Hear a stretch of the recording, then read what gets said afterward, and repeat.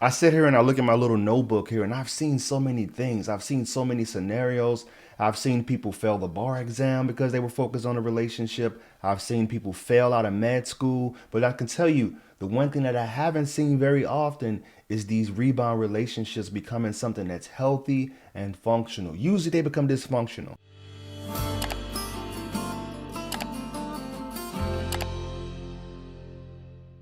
Hey, what's going on YouTube? This is your certified life and relationship coach, Coach Court. In this quick video today, I'm going to address what the experience is like when a dismissive avoidant gets into a rebound relationship. Do they work out? Do they magically fall in love with the person? Do they miss you at all? And what you should do if you still want another chance with this person. Today, we're not going to do any editing. It's just going to be raw footage. I'm going to address some of the things that I feel needs to be discussed when it comes to rebound relationships. And listen, you're not broken, you're not flawed or damaged if you want another opportunity with someone that you were in a relationship with that rebounded. And there are many reasons why it didn't work out. And one of the reasons is because you pushed them too far away, maybe, and you want to show that you can show up better and be a more centered individual in this relationship again. But first, I want to talk about avoidant behavior, right? Because I think it's important to talk about that. Because there's a lot of people who compare them to narcissists, and I'm telling you, most of the time it's not the case. But when someone with an avoidant attachment style enters into a relationship with another person, a rebound, it's not for the same reasons that someone with an anxious attachment style would. They just have different motives and different reasons. So when an avoidant enters a rebound, they're usually trying to avoid confronting the deeper emotions related to a breakup by rushing into something new.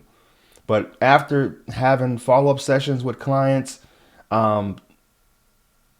they've actually told me 3 reasons why the rebound didn't work out, because they've talked to their ex, they've gotten back in contact with them, and they actually let them know why they ended up breaking up with them and going with someone else. So I wrote that down for you.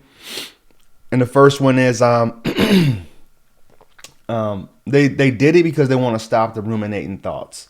They want to stop the memories, the future planning, the future plans, them having to reveal the breakup to people close to them,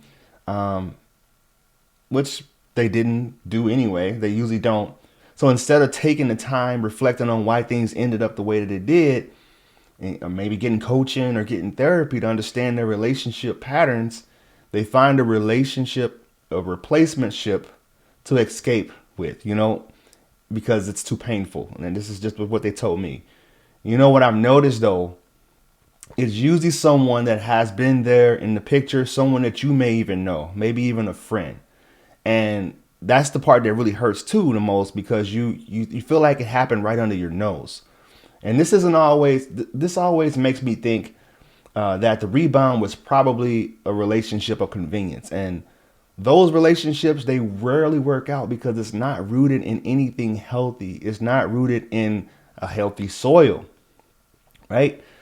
And the second thing that they told me is the relationship was usually surface level. The person with the avoidant attachment style never brought the new person into their friend circles. They never took them to places that they personally frequent, like malls or whatever else they go. And they definitely didn't share them on social media. They were simply an escape. And yes, they took trips together. They may have crossed off some of those things on their bucket list, but it was never meant to be a relationship that was a happily ever after experience, because that's kind of hard for an avoidant to find anyway. Their relationships scare them that are healthy to begin with, or I guess not healthy, but functional. It scares them because they have to look at their own wounds and realize that they need to do some changing. The third thing that they talk about is they idealized the new person. This one isn't just for avoidant attachers, right? This isn't about this one in particular. It's not just for avoidant individuals. It could be anyone with an insecure attachment style. And this is something that they tend to do. They idealize the new person that they're in a relationship with. And when they are exiting a relationship that was full of stress, expectations, It has lost its initial fun and lust that it had. The next relationship will get an extra boost. It's almost like they're just running into this relationship, with so much, fantasizing about the new person. And I promise you, you will hear them say things if you're in a relationship with them, like, I've never felt this way before. This is the happiest I've ever been. Things like that. And it can come across as love bombing, but as soon as they take off the honeymoon goggles, the devaluing begins in that relationship. Avoidance want things to be easy and free flowing and perfect, which isn't realistic, right? And this is why you see those short-lived rebound relationships when they get into them. It happens pretty often with avoidant attachers. Unless they get pregnant by the person, or they get pregnant together, or they don't get into a dynamic where they're dependent on the other person for living arrangements or financially, they usually don't last longer than 6 months to 2 years. And this is what I've seen. This is what I can go back and look at my notebooks or follow up so I did with clients. This is what they've told me. And this is what I've observed. But when they do go longer, it becomes obvious just how dysfunctional and codependent these relationships are. And honestly, that's when you see avoidance start micro cheating. If you don't know what micro cheating is, it's like a way of cheating, but not actually cheating. Like reaching back out to you, if you're their ex, having an emotional or inappropriate conversation with you, maybe even leading you on and giving you false hope as to what the future could be, right? As to like, I'm just not happy with this new person, but we'll get to that, which is the perfect segue for some advice for you. If you're an avoidant, if you're the ex of an avoidant and they have rebound with someone else, and you know for a fact, I don't know how you would know it, but we do our snooping, we do our detective work usually when you're getting out of relationships. And I know sometimes you secretly obsess and want another chance. So this is for you. You can click off the video if this isn't for you. If you want to say, she for the streets, all those other things that people like to say, whatever. Just grow up.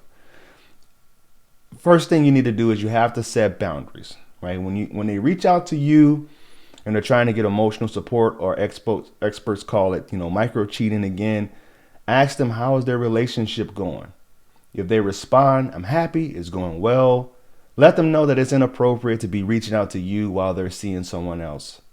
But if they say something like, I'm not happy, I miss you, I made a mistake, say something like, I'm willing to work on things again, but the other person has to be gone, right? I'm not willing to compete with anyone or not being someone's second choice, right? Or second option. That's the advice that I would give someone that I was coaching. That's the advice I'm giving to you if you know that they're in a rebound relationship. And another bonus point here is you want to make sure that you acknowledge the mistakes that you made in this relationship if you get that opportunity. And this is kind of a reset. This is like clean slate type deal where you want them to feel safe again. But I'm not saying to make yourself seem desperate or that you shouldn't hold them accountable for leaving and being with someone else. But as a reset, let them know that you're a safe option again. But here's a warning though, right? There is a very low percentage that they'll be able to see you romantically again. And if they do, they may still leave you in the future. This is based on follow-up calls I've had with clients I've worked with, and also what I've observed with my own two eyes, really. So this is actually a gamble. The next bit of advice I want to give you is to give yourself time. See, relationships are difficult and complex, right? They're not math problems. You can't just plug in an equation and it works. A lot of my engineering clients, they think that they can do that, but it doesn't work out that way. Breakups are even more complex than the actual relationship. So in order to reduce the pain, we try to reduce the process of healing, but you have to go through it to get through it, because rebound relationships are usually not the healthy route to go. But to each his own. You have two options. You can either evolve or repeat. So, what option are you looking at? Do you really want to continue down this same route Do you want to give them more ammo to hurt you again? So if you found this video of any value, please like, comment, and share. You can reach out to me on my other social media accounts. Instagram is I'm Coach Court. TikTok is I.am.coachcourt. Right here on YouTube, it's Coach Court, and Facebook is Coach Court. Thank you guys, and always remember, when you go be loved, you'll never have to find it. Namaste.